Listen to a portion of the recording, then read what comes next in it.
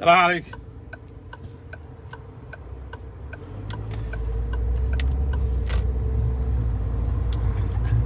السلام عليكم ورحمة الله وبركاته. والعليه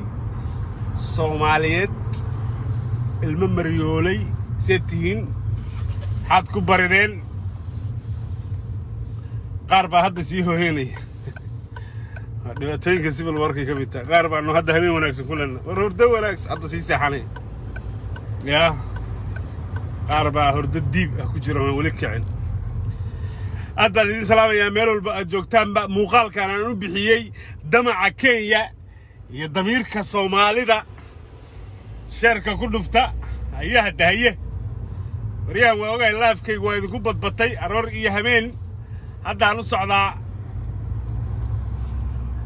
حفيزكي لكن انت انا تجين بانكلا تورها يا دبها كوسي جيره دغالك وا سكونايا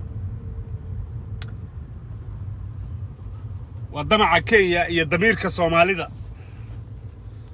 دمع كينيا يا ضميرك سوماليدنمدا maxaad baroobeyna haya diintooda iyo damiirkooda iyo dadnimadooda iyo duntooda iyo waxa ay ka sameeysan yihiin Kenya ayaa waxay leedahay noocuna sunta xaaraanta ah oo aan ciidamada yadii iyo caruurtayadiiba ka mamnuucnay because idinku waxa tiin Soomaali oo yeeshin qabbay lahaan jireen niman xaniyo badan bay ahayd laakiin 30 sano dambe waxaad noqoteen hooy bay dhahan xididkay hooy yaa yaqaan hooy waxaad noqoteen war waa maxay kalmad kale si hooy miyay hooy si khaladan kalmad hooy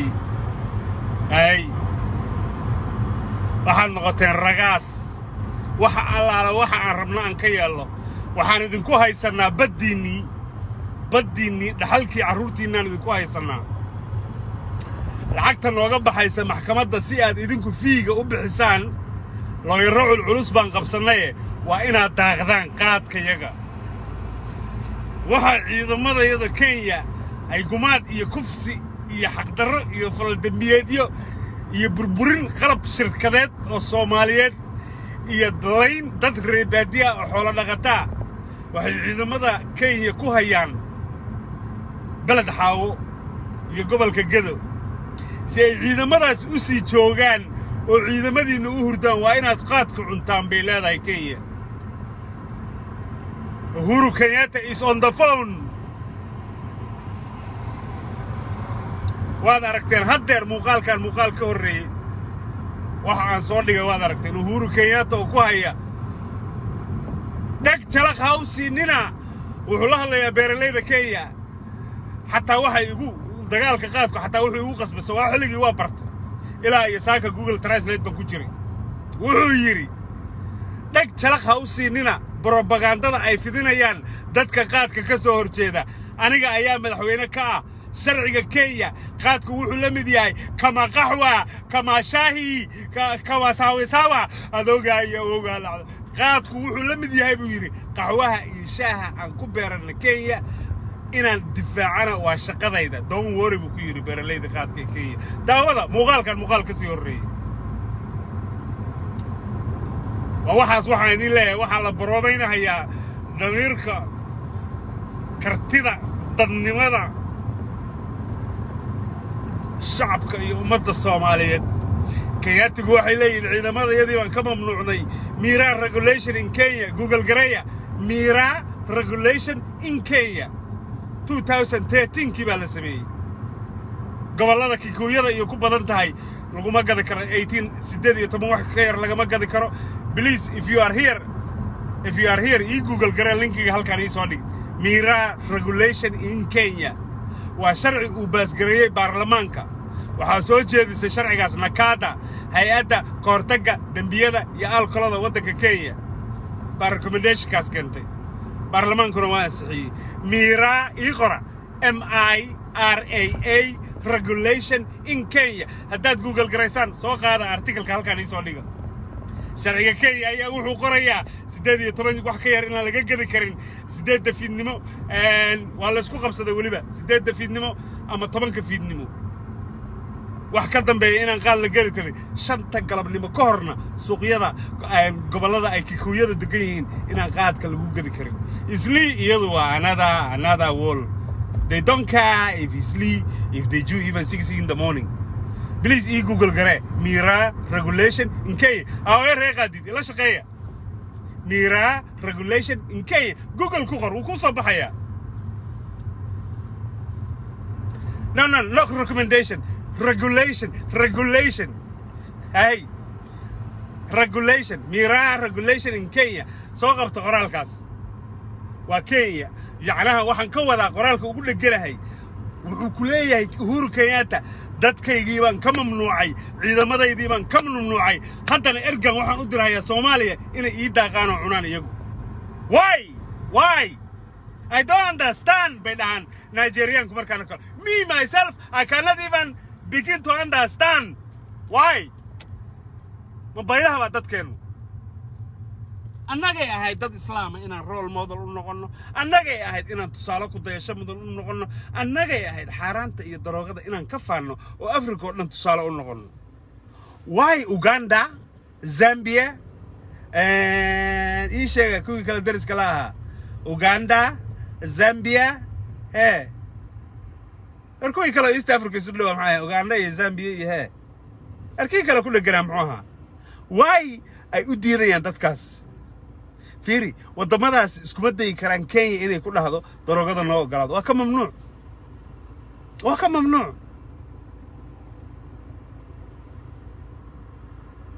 waay annaga Soomaaliya annaga islaam ah annaga la rabin inaan tusaale u noqono annaga wax Ilaahay subhanahu wa ta'ala jalla wa jalaaluhu uu naga mamnuucay in ninka Tanzania thank you very much Jakam Dahir Jakam I like your name. Tanzania, Uganda, Zambia, Rwanda. Thank you. All these countries. lama ogola qaadka. Waxaan adduunyada dhan baa mamnuucday. Wadamadaas waxaan ku soo qaadanayaa way u dhow yihiin Kenya. Dhul waxay leeyihiin borderay leeyihiin isu dhow. Uma ogola Kenya inay waxaas ula timaado. Yeah? annagiyo muslim ah oo Soomaali ah baa la leeyahay wasaaradda arrimaha dibadda ayaa erga u saartay in Soomaaliya ay ku qanacsan qaadka sii daayay why wax Ilaahay subhanahu wa ta'ala oo Ilaahaygi madaxdeena iyo madaxweyne farmaajo baa u horeeya Ilaahaygi abuuray baa yiri war waa xaraan ma madaxweynaha oranaya no I don't agree with Allah so that qaad halal madaxweynaha oranaya waa ceeb weey waa dambi weey wala isweydiinaya yawm al-aakhira madaxda waxaan leenahay Ilaahay ka baqa annagana damiirkayaga iyo dadnimadayada iyo qabkayaga iyo Soomaalinimada ha dhaawcinina haddii maanta loo fasaxo diyaaradaha qaadka bal fiiri dad baa waxay ku doodaan wareeda qaadkii magaalada waa yaalaayo meel walba suuqyada xamar uu yaalaayo garow uu yaalaayo meel walba waa run waa yaalaa laakiin 80% taqriiban 70-80% figure sax waxaan heli doonaa markaan dalka ku noqdo hawl baa socota xog aruurin baa socota laakiin inta la qiyaasayo 70% 80% qaadkii iman jira hoos uu u dhacay waxa aan la dagaalamayno waa accessibility iyo availability waxa hadda aan la dagaalamayno waa qaadku 8 o'clock in the morning inuu yaalo subax aalasay in qaad soo dago taasaan ka soo horjeednaa qiimihii waan soo dejinay dawladda waan garan karnaa inaysan border iyo control karin wixii doomo ku imaanaya wixii dhul ka soo galaya wixii al-shabaab soo jiiraya wixii maarta asagoo boor iyo dhiiqale keenaya wixii 8 hours kadib u soo socdo galabnimadii late imaanaya I don't care in this stage xilligana hadda ku sugannahay tabarteenu waxa aan talaabsan karnaa waa diyaaradahaas la joojiyay oo ku guuleysatay dawladda nabadii nolol ku adkaystaan leena go'aan Soomaaliyeed baa lagu joojiyay caafimaad qab iyo badqabka ummadda Soomaaliyeed baa lagu joojiyay nin Kenyaati inuu dhaho no we still have a coronavirus in our Kenya in fact it's rising now it's going up the numbers of coronavirus in Kenya are going up having said that we would like to call Somali government to lift the Mira ban aqli ma aha haddii xigmadda loo joojiyaba ay ahayd badqabka ummadda Soomaaliyeed awal ba asagoo asalkiisu sun ahaa way loo furayaa why nin mas'uul ah oo su'aashaas iga qancin karaa ma jiro wasiiradda caafimaadka Dr. Fawziya Abuukar ayaan weydiiyey you are the minister of health qaadka waxa wasiirkii caafimaadka tahay gabar Soomaaliyeed oo dhakhtar tahay adigoo waliba qaba duty of care waajib uu ku saaran yahay dadka naftooda iyo caafimaadkooda mas'uuliyad ka saaran tahay ma ku talin lahayd in qaadka la fariyo may tiri may corona iyo corona la'aanba kuma taliyeen hadday taladeeda tahay qaad in waddanka la soo dejiyo this is our wasiirkeena caafimaadka khayr Allah siiyo gabadhaas xijaabanoo afka gaabanoo edabta laho yaa markaasuu baylo kala ku leeyahay inkastoon hadda heshiino rasaasta waa ka joojinayaan iskoogii baylo kala ku la cashuur ban karabna war maxaa cashuur ka qaadaysaa haddii dadkaaga la curyaamiyo shaqaysan waayaan war maxaa cashuur ka qaadaysaa haddii dhaqaalahaaga la gurto war maxaa cashuur ka qaadaysaa haddii dhalinyaradii stable nation building ka samayn lahayd handicap laga wada dhigoy cilaaj ku wada jiraan it doesn't make sense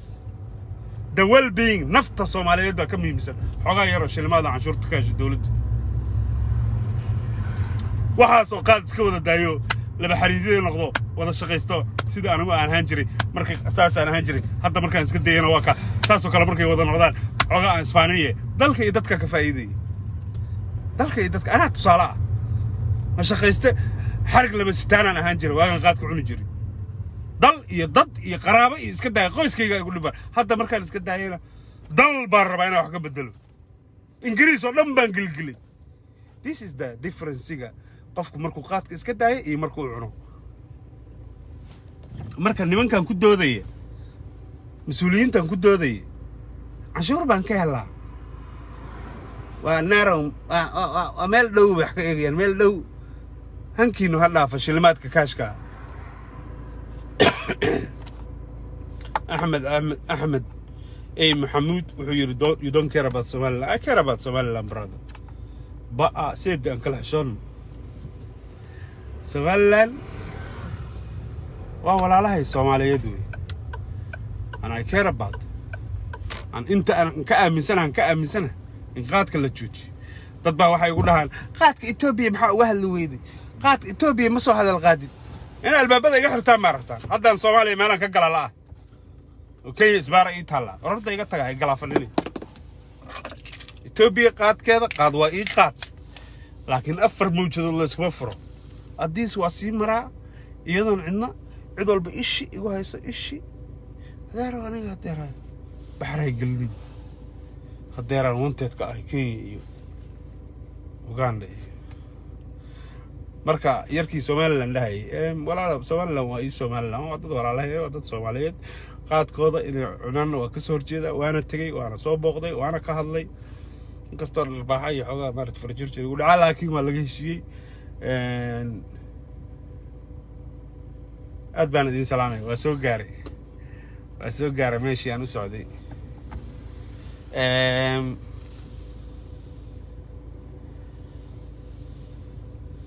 in fact Somaliland because in fact I am in Borama Ahmed University inshallah this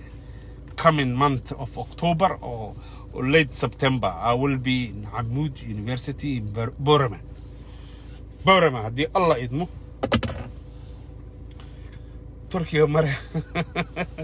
daahir Turkiga meel bi yaala Turkiga waa last gateway laakiin hadda option 2 baan haystaa hadii baan maraa ishi fiidkii halkan ka bax ishi subaxii ya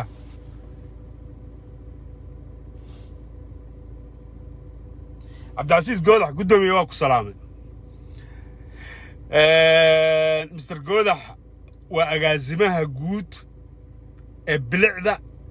wanaaga nadaafadda horumarinta magaalada Muqdisho wuxuu ka marxaati kacay iska daa shacabkii iyo shaqaalihii oo xay u shaqeeyay laamigii baa ka raystay buu yiri jidadkii saas loola fadhin jiray oo aan subax walba intaas oo shaqaalaha u diri jirnay hadda they are clean even the streets are smiling without qaad haraga iyo taqsiin iyo istakiin iyo balaaye iyo ya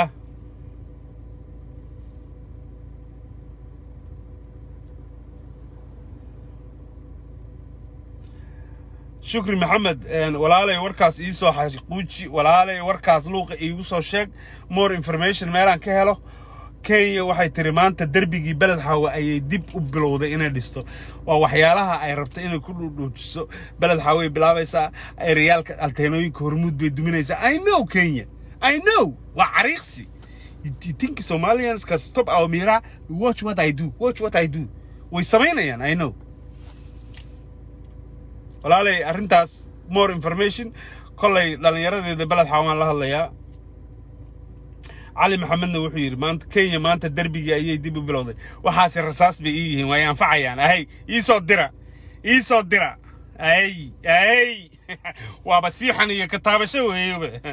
darbiga la dhisaayo ma taqaanaa ya caanaha geela iska daa wax kale ilaahay baa idinku dhaarshay walaalayaal caanaha geela ya inta laga qaada balad xawo Soomaaliga kale laynka geeskiisa degan laynka beenta ay sameysteen looma ogola wala askarta Kenya daadinaysa darbiga Kenya ma taqaanaa subaga iyo xogaaga iyo xaaqimada iyo babiska iyo hooyooyinka yarka masaakiinta Soomaaliyeed ay sameystaan oo ay rabaan suuqaas kale Soomaaliyeed masaakiinta inay u geystaan looma ogola laga jibinayo laga gubiyo markaasay rabaan inay intaasoo diyaaradood oo daraagaan noo soo diraan that's why aan muuqaalkan ugu bixiyay damaca Kenya iyo damiirka dadnimada Soomaali bal inay waxareen waxaad moodaa in la yiri barbaroobay Soomaali in dadnimo ku hartay bal juqeeye bal juqsi hadana please please don't hit me yinu ku loo kir wariya intaas way waxa la isku haysto intaas way waxaan ugu bixiyay magaca الفرح قولاد وحو يري دربيغي ساكا سي توس ayuu u bilowday ay dhalinyarada gobolka Gedo magaalada balad xaawo please inboxka ii soo gala WhatsApp numberkayga aan siinaya waxaad haysaan idinkoo taxadaraya idinka oo maaragtay naftiina aan riski galin mobiladiina yararka waa qori 12 la amal maanta iyaga lagu dagaalamaa ii soo sawira darbigaas iyo askari Kenyaati iyo wax aan maaragtay aan dagaal ku galo ii soo dira please markaan live kan bixiyo dhalinyarada gobolka Galad iyo gabadhii hadda ila soo hadlaysay iyo ninkii odaga ahaa iyo dhammaan dadka balad xaawo jooga luuqa igala soo hadla mobile WhatsApp kayga in siinaya shukri aad u mahadsantahay walaashay waa xaqiiqan 100% ciidan ayay keentay sababtana waxay sheegtay inay waardiinayaan sababta waa la yaqaanaa open the mirror or else we will harass you ya marka dhalinyarada balad xaawo please luuqa igala soo hadla WhatsApp kayga aan siinaya waxaad macluumaad haysan ii soo dira Fuad Abdul Nasir Osman thank you very much luuqa isugu keena I need waxaan ay sameynayaan Kenya aniga rasaas bay taan ku dagaal galo farmaajan ku ridaya iyo madaxda waxaan ay sameynayaan maqaadka u furaysa waxaan hooyay dileen gabar bay kufsadeen waray ma amal marin baan uga dhignaa thank you for raping our mothers and so there we give you free money dollar dad badayada inaad damacdaan waad ku mahadsantiin si aad loo yaro u qabsataan hooyo lacagtan miyaan dhahaynaa anagu waa inoo dagaal muuqaalkii ku horeeyay meeshan gaariga amaan la iga jabiyay muuqaalkii ku horeeyay fiiriya waa Uhuru Kenyatta ma aha dacaayad ma aha propaganda waa Uhuru Kenyatta oo la hadlaya shacabka Soomaaliyeed shacabka Kenya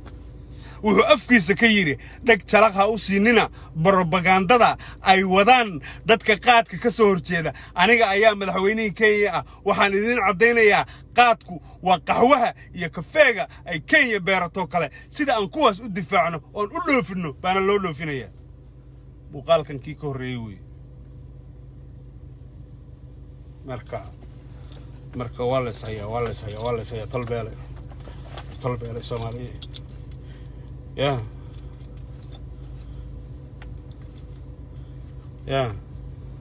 waana soo socdaan waxay u soo socdaan magaalada Muqdisho ergo inta soo farfariista airportka aadan cadday ka soo degayaan red carpet baa loo dhigayaa oo ergadan waxay u socdaan journalistayaashu soo orday ergadan waa ergadii qaadka oo rabtay in qaadka la fasaxo weligeed adduunkan koonkan aan ku noolahay weligeed kama dhicin ergal noocaasa. Can you imagine Mexican drug dealers oo America ka soo degato ama Ingiriiska ama Faransiiska ama Turkey ka degato dhahda we are the Mexican drug dealers waxaan rabnaa inaan dawladda la shirno sidii daroogada aan u keeni lahayn Turkey. Imagine that. wax adduunka ka dhacay ma aha ergo daroogo u socota xaaraana oo Ilaahay xalimay oo dalkaaga iyo dadkaaga lagu dilay. Yeah. Geedi guuleed wuxuu yiri beentaada iyo dacaayadaada cid dhageysanaysa ma leh. Don't come back, brother. I make sure you don't listen to my propaganda and beentayda. Isoo qabta. Ku yaacadi kale idinku dharbaxa kala daan. Ay, waa mid Kenyatta ismoodi meeshii uu joogaa meeshii. Ay. aad baan idin salaamaya. I love you. ololow ha socdo bar raba inaan dheyd ka sheego laakiin maalin dhow live ka waxaan ka soo gali doonaa magaalada Muqdisho Soomaaliya baba torreydaydu galka waa ka baxsanta meeday ya khayr badan baa idin rajaynaya. I love you all. Thank you inaad ila joogteen dhalinyarada balad xaawo mar kale aan kugu soo celinaya please and isoo dira luuqa igala soo hadla. I need macluumaadkaas aad baa u mahadsantihiin. Assalaamu calaykum waraxmatullaahi wabarakaatu. Soomaaliya ha noolaato.